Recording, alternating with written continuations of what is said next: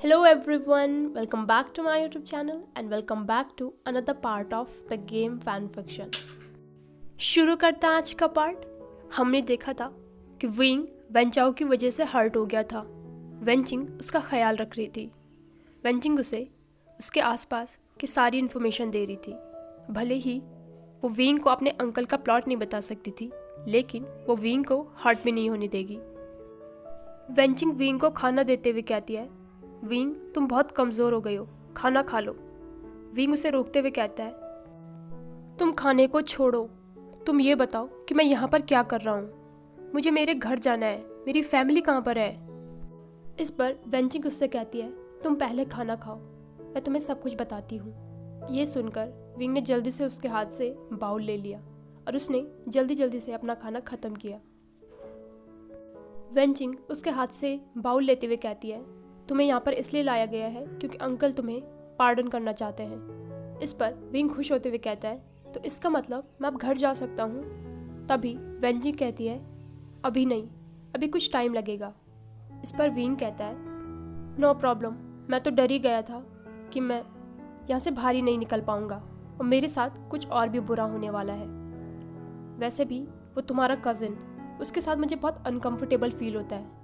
ऐसा तो मुझे तुम्हारे साथ कभी भी फील नहीं हुआ। इस पर वेंचिंग उससे कहती है, क्योंकि वो तुम्हारे साथ फ्लर्टिंग करता है और मैं नहीं करती हूँ। विंग उससे कहता है, क्यों, उसे दिख नहीं रहा है कि मैं मार्क हो चुका हूँ। इस पर वेंचिंग कहती है, तुम्हारा मार्क अभी दिख का रहा है, वो तो हील हो गया है। हंगुन जुन को तुम्हें फिर से मार्क देना होगा और वो तुमसे दूर है, इसलिए तुम्हारी बॉडी से उनके फेरोमोन्स की स्मेल भी नहीं आ रही है। इस पर विंग कंफ्यूज हो गया था। वो कहता है, लेकिन मैं तो नोटेड हूँ ना, मैं ही तुम्हारे कज़न को ये बता दूंगा। इस पर वेंचिंग उसे रोकते हुए कहती है, नहीं विंग, ऐसा मत करना, उसे कुछ भी मत बताना।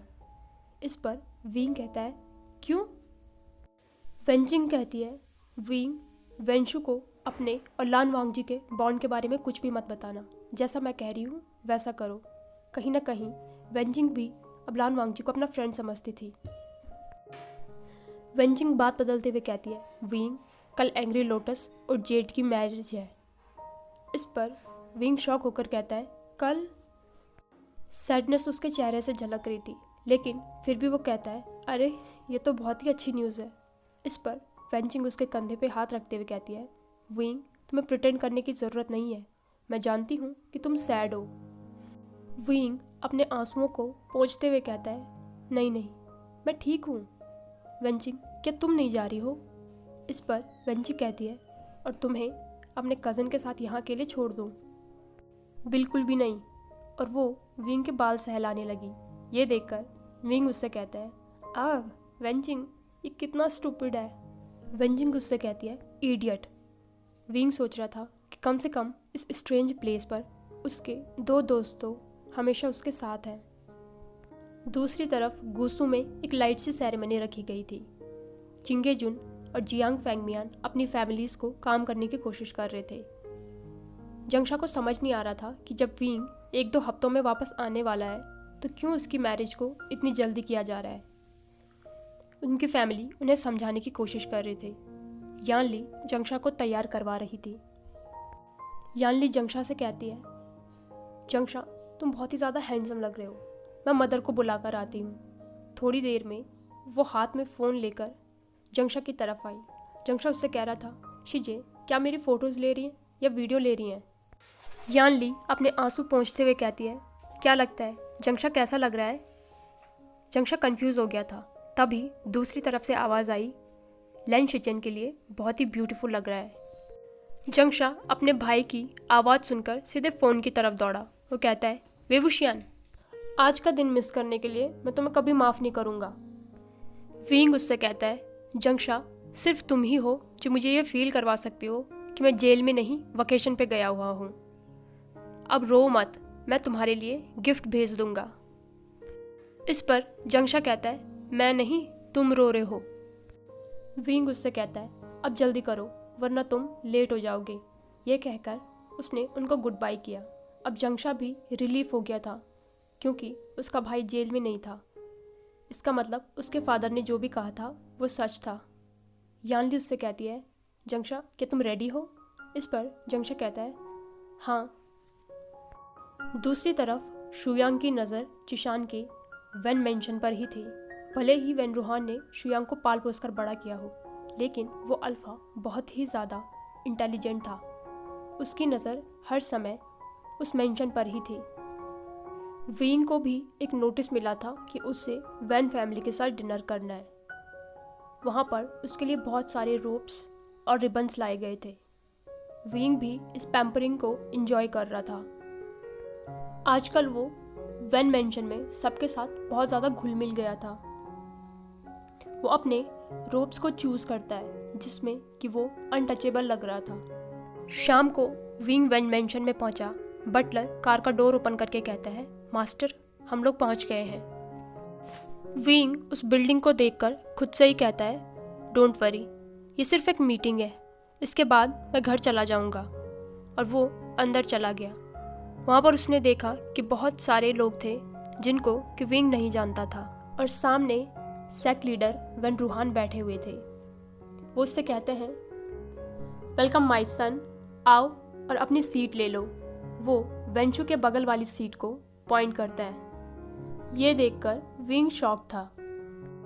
गूसो में शिचेन और जंक्षा की वेडिंग सेरेमनी बहुत ही अच्छे से चल रही थी।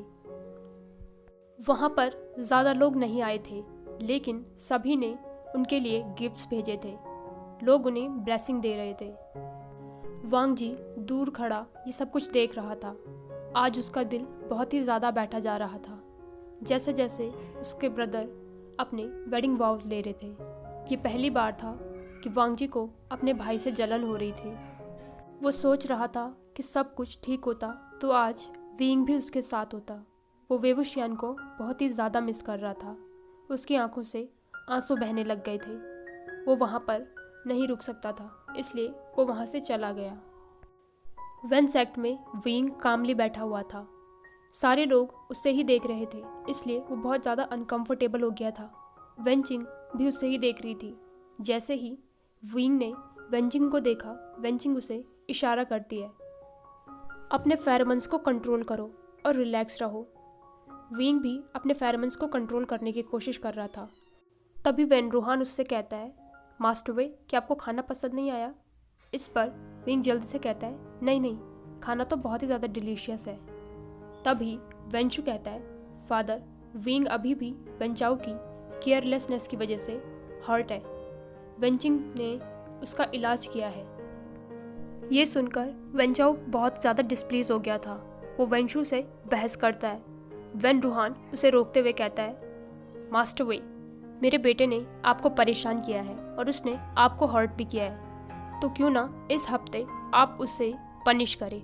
आप उससे जो करवाना चाहें वो करवा सकते हैं। विंग हेजिटेट करता है, लेकिन वैन रूहान उससे कहता है कि आप हमारी गेस्ट हैं, आप जो चाहें वो कर सकते हैं। गूसू में न्यूली वेड्स अपने घर आ गए थे। शिचेन जंक्षा को रूम में ले जाकर उसे बेड पर बिठाते हुए कहता है जंक्षा, तुम बहुत थक गए होंगे, तुमने कुछ खाया भी नहीं है, मैं तुम्हारे लिए कुछ मंगवाता हूँ। इस पर जंक्षा कहता है सबसे पहले तो मुझे ये रोप्स निकालने हैं, इनमें मेरा दम घुट रहा है। इस पर शिचेन कहता है सॉरी माय लव, चलो बेडरूम में चलो, मैं इसे तुम्हारे लिए निकाल देता हूँ। इस पर जंक्षा उससे कहता है यहाँ मेरी जान निकल रही है और तुम्हें मुझे बेडरूम में ले जाना है। तुम्हारे जैसा पावर तो मैंने आज तक नहीं देखा। इस पर शिचेन शाई करता है, क्योंकि इस बार वो सच में अपनी वाइफ के लिए कंसर्न था। लेकिन जंक्षा तो जो कि थक गया था, शिचेन को डांटने के लिए उसके पास अभी भी इनफ एनर्जी थी। शिचेन उसे उठाते हुए बेडरूम में ले गया। उससे कहता है जंक्षा, आज तुम ब्रेथ टेकिंग लग रहे हो। इस पर जंक्षा उससे कहता है हम अभी अभी मैरिड हुए हैं, तो मुझे इस तरीके से टीज मत करो। इस पर शिचेन कहता है क्या तुम नर्वस हो कि हम पहली बार एज अ मैरिड कपल साथ रहने वाले हैं? इस पर जंक्षा कहता है ज़्यादा सोचो मत, ये हमने पहले भी किया है, बस आज ये थोड़ा डिफरेंट लग रहा है। शिचेन कहता है जंक्षा, अगर तुम अनकंफर्टेबल हो तो हम सिर्फ कर्डलिंग कर सकते हैं। इस पर जंक्षा कहता है नहीं, मुझे वो करना है। ये सुनकर शिचेन उसे अपने पास खींचता है, उसे सॉफ्टली किस करता है और उनका लव मेकिंग स्टार्ट हो गया था। दूसरी तरफ वांग जी सोच रहा था कि मुझे ब्रदर की वेडिंग सेरेमनी में अच्छे से पार्टिसिपेट करना था, लेकिन मैं नहीं कर पाया। मैं सेरेमनी से दूर गार्डन में अपने शैम्पेन के साथ अपने विंग को याद कर रहा था। विंग हमेशा से मेरे साथ ड्रिंक शेयर करना चाहता था। मैं अपने ब्रदर के लिए खुश हूँ, लेकिन मैं इसलिए दुखी हूँ क्योंकि मैंने अपना चांस खो दिया। अगर मैं उसकी एडवाइस मान लेता और मदर को पहले ही इन्वॉल्व कर लेता तो ये सब कुछ नहीं होता। मेरी मदर अभी भी मुझसे नाराज़ है। एक बार विंग ने मुझसे कहा था कि अगर मैं अल्कोहल लूँगा नहीं तो मुझे पता कैसे चलेगा कि वो कैसी होती है, लेकिन मुझे कुछ भी महसूस नहीं हो रहा है। इसमें उतना ड्रग नहीं है जितना मुझे विंग के साथ फील होता है। मैंने न जाने कितने ग्लास खाली कर दिए थे। बहुत ही मुश्किल से मैं जेड मैंशन वापस आ पाया। मेरी बॉडी एक फीदर की तरह लाइट थी और मेरा माइंड बहुत ही ज़्यादा हैवी। अपने रूम में पहुंचकर मुझे एक हल्की सी आवाज़ आई, लांजान। मैं अपने बेड के पास पहुंचा, जहां पर विंग अपनी प्योरेस्ट स्माइल के साथ बैठा हुआ था। मैं धीरे से उसके पास बैठा। मैं जानता था कि अगर मैं उसे छूऊंगा तो वो डिसअपेयर हो जाएगा। फिर भी मैं धीरे से उसके पास गया और मैंने उसके मोल को किस किया, एक ऐसा किस जो कि कभी वापस नहीं आएगा। मैंने आंखें खोली तो विंग वहाँ पर नहीं था, वो जा चुका था।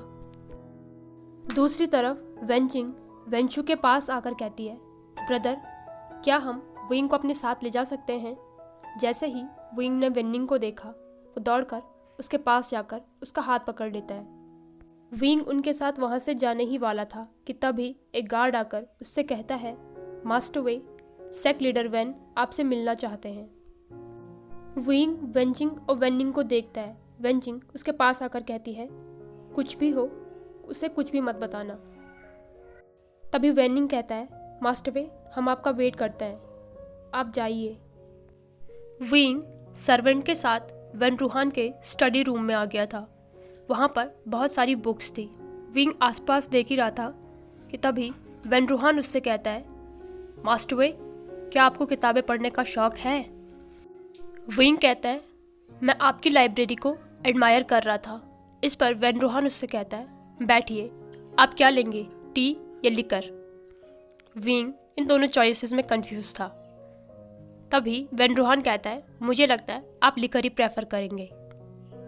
वेन रूहान फिर से कहता है, मास्टर वे, मुझे आप माफ़ कर दीजिए कि मेरी वजह से आपको उन डर्टी प्रिजन शेल में रहना पड़ा, लेकिन मुझे भी अपने लोगों को प्रोटेक्ट करना था जब आपके शुयांग जैसे फ्रेंड होंगे। इस पर विंग कहता है, आप मुझे विंग कहिए। और शू चेंगमई एक बहुत ही अच्छा अल्फा था, वो बहुत ही ज़्यादा सपोर्टिव था। इस पर वेन रूहान कहता है, लेकिन उसने आपको वैसे ही धोखा दिया जैसे कि उसने मेरे लोगों को दिया। चलिए कुछ और बात करते हैं। मुझे बताया गया है कि आप कल्टीवेशन वर्ल्ड में 4th रैंक पर हैं, लानवांग जी के बाद। ये ओमेगा के लिए प्रिटी इम्प्रेसिव है, लेकिन अगर आप मेरे साथ होते तो आपकी रैंक 2nd या फिर 1st होती। इस पर विंग कंफ्यूज होते हुए कहता है, पार्डन? वेन रूहान फिर से कहता है, मुझे लगता है कि आप में पोटेंशियल है। मैंने तुम्हारे बारे में बहुत कुछ सुना है वेवुशियन। तुम एक ओमेगा जो कि अल्फाओं से भी स्ट्रांग है। तुम यू यीजुआन या फिर मैं कहूँ चंगसे सनरेन की तरह हो, लेकिन जब से तुम्हारी 2nd लैंड मास्टर के साथ इंगेजमेंट फिक्स हुई है, तुम वीक हो गए हो।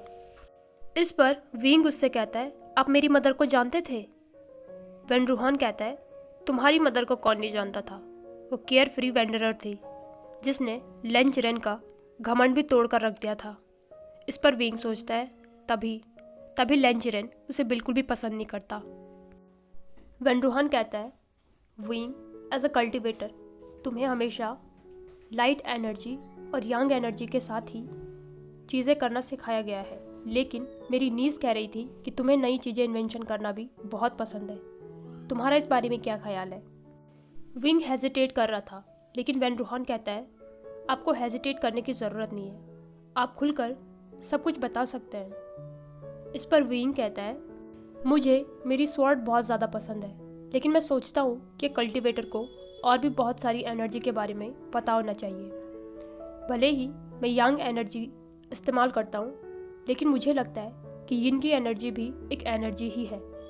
मैं इस पर और भी रिसर्च करना चाहता हूँ और अपनी थीसिस बनाना चाहता हूँ। वेन रूहान उससे कहता है, तुम बहुत ही ज़्यादा स्मार्ट हो, चलो मैं तुम्हें कुछ दिखाता हूँ। वो एक बटन प्रेस करता है जिससे एक सीक्रेट रूम खुल गया था। ये देखकर विंग कहता है, वाओ ये तो अमेजिंग है। इस पर वेन रूहान कहता है, ये तो कुछ भी नहीं है, इससे भी अमेजिंग कुछ है जो मैं तुम्हें दिखाने वाला हूँ। वो उसे एक ग्लास केस के पास ले जाकर कहता है, इसे देखो, ये पहला यिन मेटल है जिसको कि यानलिन दाओरेन ने बनाया था। तुमने इसके बारे में सुना है? इस पर विंग कहता है, हाँ मैंने सुना है, लेकिन ये आपको कहाँ से मिला? विंग सोच रहा था कि उसकी मदर ने उसे इसके बारे में बहुत सारी स्टोरी सुनाई थी। तभी वेन रूहान कहता है कि तुम्हें लगता है कि तुम इसे टच कर पाओगे? वेन रूहान उस ग्लास केस को खोलता है। विंग बहुत ज़्यादा एक्साइटेड हो गया था। इस पर वेन रूहान कहता है, सिर्फ 10 सेकंड के लिए तुम उसे टच करोगे। इस पर विंग नोट करता है। विंग उस यिन मेटल के पास जाकर उसे छूता है। वेन रूहान उसका रिएक्शन चेक कर रहा था। तभी विंग कहता है, ये तो ठंडा है। इस पर वेन रूहान सरप्राइज होकर कहता है, ठंडा? कि तुम्हें सिर्फ ठंडा महसूस हो रहा है, कि तुम कुछ और नहीं फील कर पा रहे हो? इस पर विंग मना करता है। वेन रूहान सोच रहा था, क्या उसकी कैलकुलेशन रॉन्ग हो गई है? ये ओमेगा क्यों वियन आयरन को छूकर भी कुछ महसूस नहीं कर पा रहा है?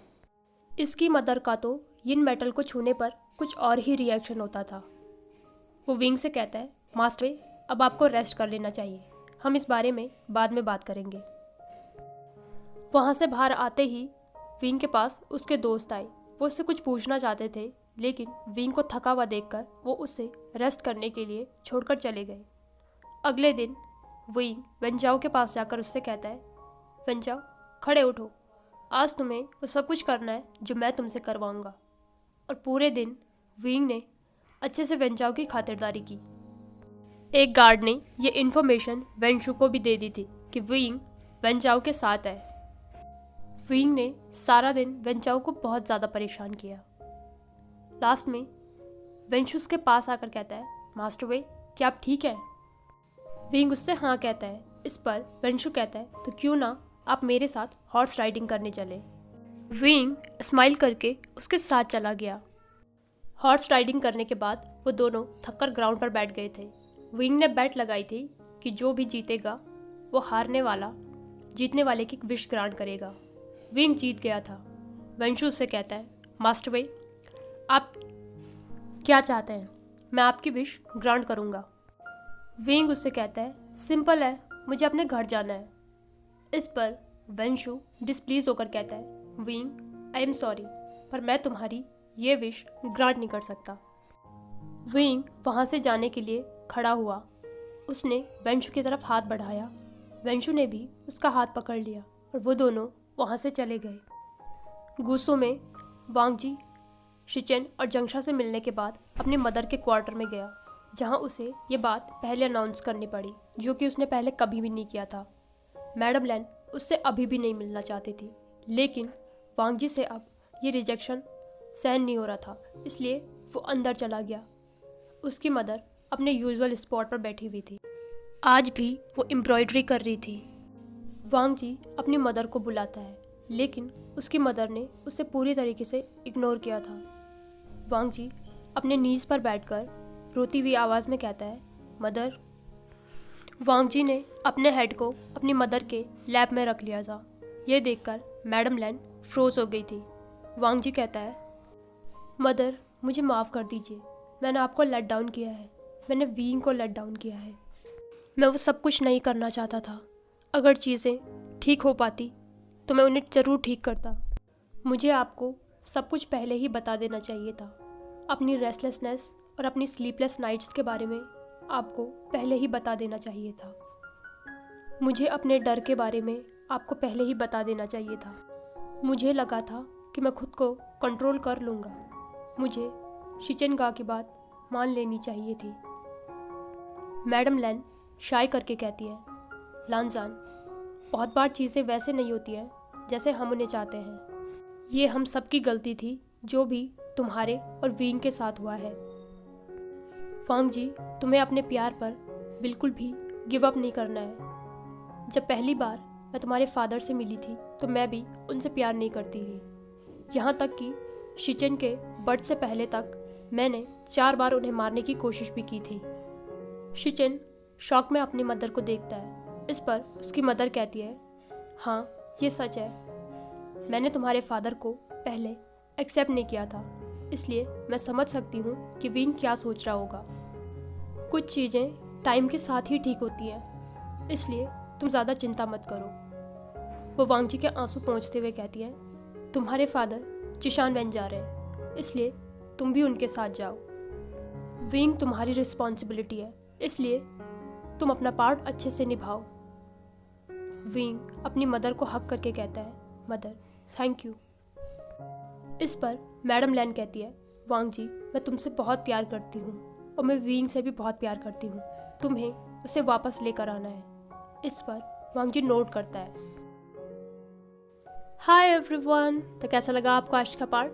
अगर आपको आज की वीडियो पसंद आई हो तो वीडियो को लाइक कीजिए, अपने दोस्तों के साथ शेयर कीजिए और चैनल को पक्का से सब्सक्राइब कीजिए। और सभी को हैप्पी दिवाली। Thank you.